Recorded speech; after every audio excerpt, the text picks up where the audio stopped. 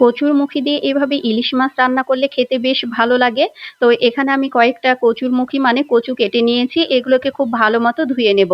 তো কয়েকবার পানি পাল্টিয়ে কিন্তু খুব সুন্দর মতো ধুয়ে নিয়েছি। আর এখানে ২ টো মিডিয়াম সাইজের ইলিশ মাছ নিয়ে নিয়েছি। মাছগুলোকে খুব ভালো মতো কেটে অল্প একটু ভেজে নিতে হবে। একদম যে কড়া করে ভাজবো সেটা না।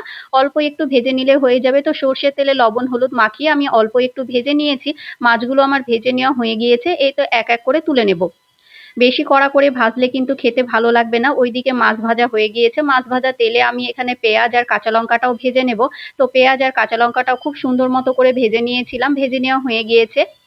এবার একটা বাটিতে আমি জিরের গুঁড়ো, ধনিয়ার গুঁড়ো, আদা রসুন বাটা, লঙ্কার গুঁড়ো, লবণ, হলুদ সমস্ত কিছু নিয়ে অল্প একটু পানি দিয়ে মিশিয়ে নিয়ে এই তো মসলাটা দিয়ে দিলাম। মসলাটাকে খুব সুন্দর মতো কষিয়ে নিতে হবে। খুব ভালো মতো মসলাটা কষিয়ে নেওয়ার পর কেটে রাখা কচুগুলো দিয়ে কচুর সঙ্গে মসলাটাকে খুব ভালো মতো কষিয়ে নেবেন।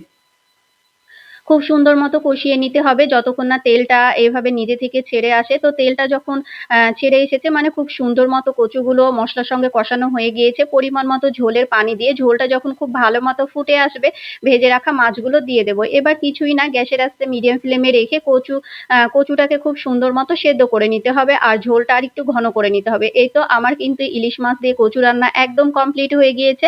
নামানোর আগে ভাজা জিরের গুঁড়ো দিয়ে নামিয়ে নিয়েছিলাম। গরম, গরম ভাতের সঙ্গে কিন্তু ওয়াও লাগে খেতে এটা।